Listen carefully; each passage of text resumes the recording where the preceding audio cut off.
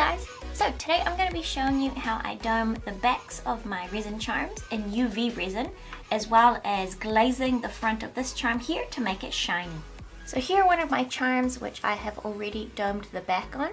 So you can see it gives it a super shiny, smooth finish, whereas these ones still have quite a sharp lip. So some people like to sand that down. I don't bother though. I like the lip there to kind of hold the resin that we're going to put on. So here you can see the difference between shiny molds and matte molds.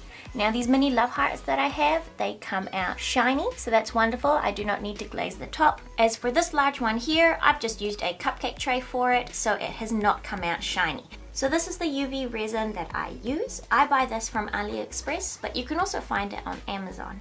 I don't have a UV flashlight, so today we are going to be curing these resin charms out in the sunshine.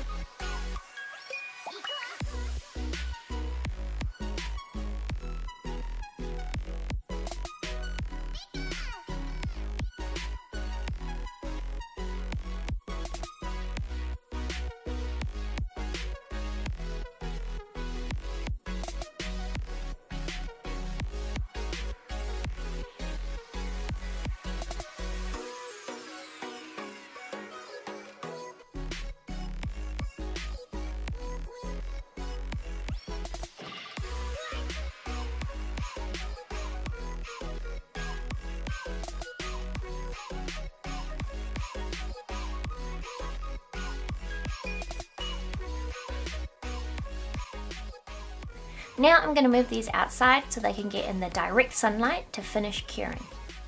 Here are my charms now that they have finished setting. You can see that they are dry to the touch but still super shiny.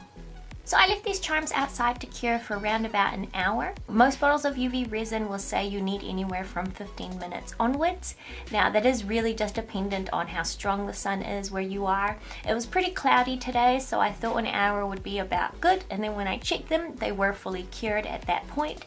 So it could have been a bit earlier, I'm not too sure. I hope you enjoyed watching how I do the glazing and doming of my resin charms. So here are the fronts of all of those love heart resin charms. I thought I'd show you quickly because they are so cute. I have Rilakuma, Ko-Rilakuma, and some kitty cats. I really adore these little baby love heart shapes. So yeah, that's the whole lot. I hope you enjoyed watching this video, and hopefully I'll get to see you in my next one. Bye!